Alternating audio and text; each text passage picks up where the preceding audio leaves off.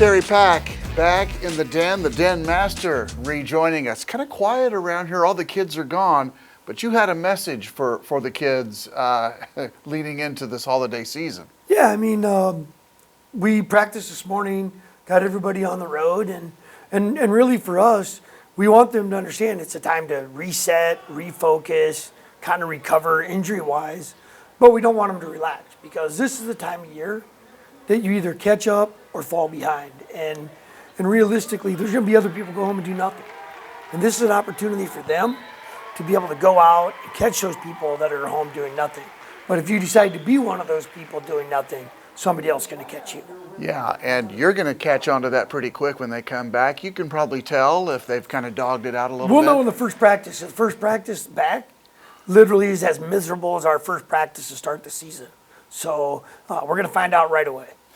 Where are you guys at, realistically, as you look back on this first half of the season? Are you happy with where you're at, and a little bit about the progress that you've made so far? Yeah, I mean, obviously the record looks good, right? Boys are 7-1, and I'm going to talk mainly about the boys because I'm going to have Jake come on and talk a little bit about the girls later. But you know, the boys are wrestling well. There's adjustments we still need to make. Obviously, semester's a tall tale sign when we get final grades and we get those kind of things, and we make sure, you never know. Somebody gets home and they miss their girlfriend, they miss their family, they miss their boyfriend, they don't come back. Or they go home and they just, too many things are negative factors that they decide to be that person that falls behind. And obviously eligibility and everything else kind of comes into play at this time of year. And not only that, but there's some people that we thought that weren't here for the right reasons to build the foundation, and we've met as a coaching staff and let some of those people go.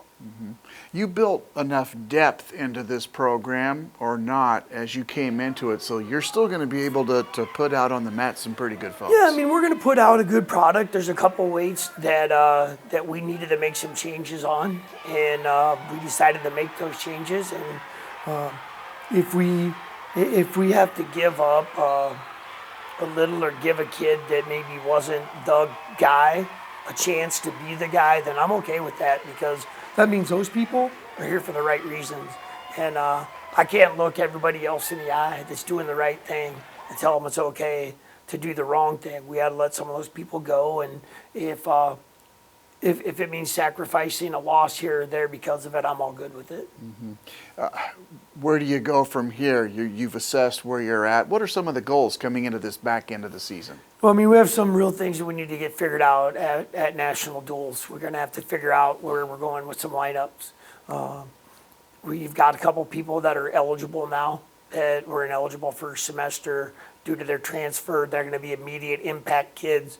Our problem is they're immediate impact kids that where some of our best kids in the lineup already are.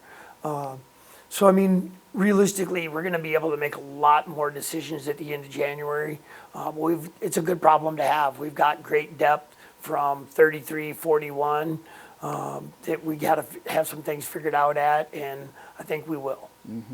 Yeah, we're going to get Jake in here to talk a little bit about your staff. I mean, these guys, they seem like they're pretty top shelf. Do you worry about them maybe leaving? No, you know what? They've got opportunities, I'm sure. I would say this. I would say that the one thing that makes a good team is an entire staff of people. Yeah. I just had a conversation with our kids the other day, and it was about making sure that the people beside you have your back, because sometimes people don't. And I'll tell you what, man, the staff has each other's back, and you know, we go to hell and high water for each other, and I think that's the saving grace of this team. And I think the foundation of our kids see that our coaches are here at 5 in the morning. We leave at 7 at night. If we have to be here at midnight, we are. If we have to be here at 3 a.m., we are. And there's some people that don't want to buy into that. And as a collaborative coaching staff, we're gonna find the people that follow our values of our coaching staff. And I think you can see the time they put in, and you can understand why we're successful.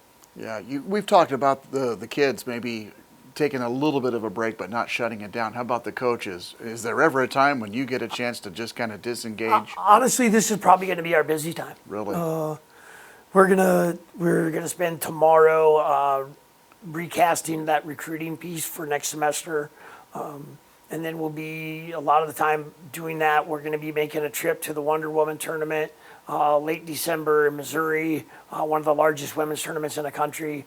And then I'll be flying to Houston the first weekend of January to one of the largest tournaments in Texas down there to be doing recruiting as well. Oh, Terry Pack, head women's and men's wrestling coach here. Terry, happy holidays. Try to get a little bit of a break in there. See if Santa puts me on the naughty list or not. Very good. We got Jake Hamilton coming up next. We finally talked him in to getting in front of the camera. He's here next. I'm looking forward to this. Just so you know, he had to go on the naughty list to be able to make this thing. He didn't want to do it. Direct order time for Jake. All right. We'll have that when we come back.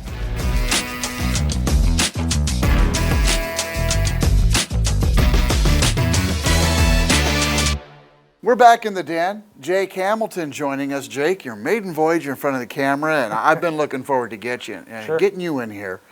You really relate to these kids. I mean, it doesn't take long to see that. But talk a little bit about how important that is, this relationship that you have with these wrestlers. I mean, they're looking for guidance, and you guys are right there. You bet. So one thing I could say from my past is being a teacher first. One thing that was the sole focal point of mine was building relationships with kids, because I do believe that if we can connect on a level outside of the sport itself, those girls will go to battle for you during match time. So really focused in on knowing them as a person, as a whole person, not just as an athlete. And I'm a firm believer in that. Yeah, it's huge. I mean, you're bringing kids in from all over the country, so that they're looking for that and they're getting it. Talk a little bit about the women's side here. God, a ton of success. We're nationally ranked. We've got a handful of nationally ranked individuals. I mean, it looks like things are going really well here. Yeah, absolutely. So preseason started, we were ranked number 9 in the country in the women's, which was a huge deal. We had 2 girls that were nationally ranked when we started off. But the trajectory that we're on has been second to none, really. Our girls are improving throughout the season. And that's a testament to all the coaches and the coaching staff and how hard we've worked at developing them as wrestlers, as athletes. A lot of them are learning folk style or freestyle for the first time.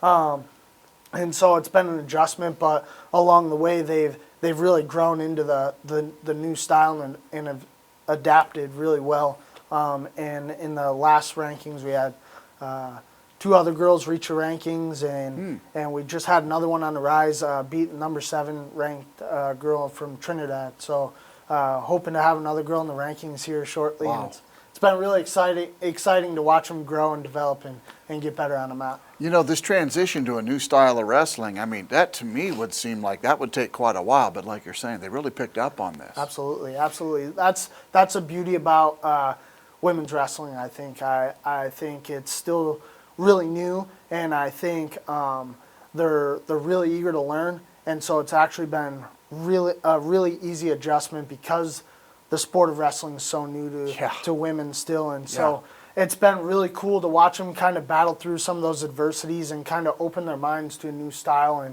and become even better all-around wrestlers. So yeah. Well, I've seen your relationship that you have with the current wrestlers.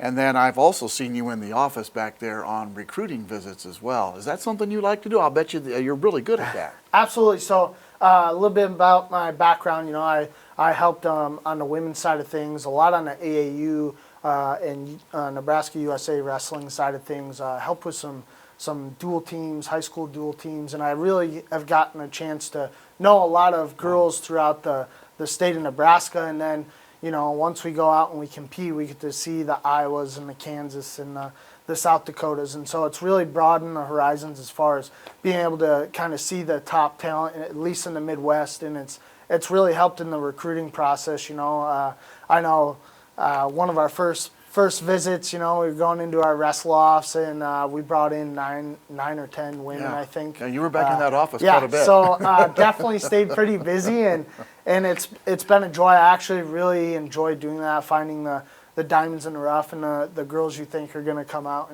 and put in the work do the extra. So that's Well, been- you've been with Coach Pack for a while, but now is this your first time of starting a program from scratch? Has that been a new thing for you here? Absolutely. So yeah, this is my first time building a new program.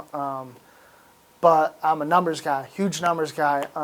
If you know anything about my track record, you know, coming from Valentine, Nebraska to start off, we really grew numbers in Valentine based on, I believe, that there's strength in numbers, right? Yeah, yeah. And I've told a lot of the recruits that we're getting, you know, our goal is to hit, you know, 30 to 40 women for this next season. In order to do that, we definitely got to recruit our tails off a little bit. And I accepted the challenge, and you know, I'm gung ho about it, and Yeah. I'm hoping yeah. we reach that number. Yeah, it doesn't take long to realize, yeah, you are definitely 100% in.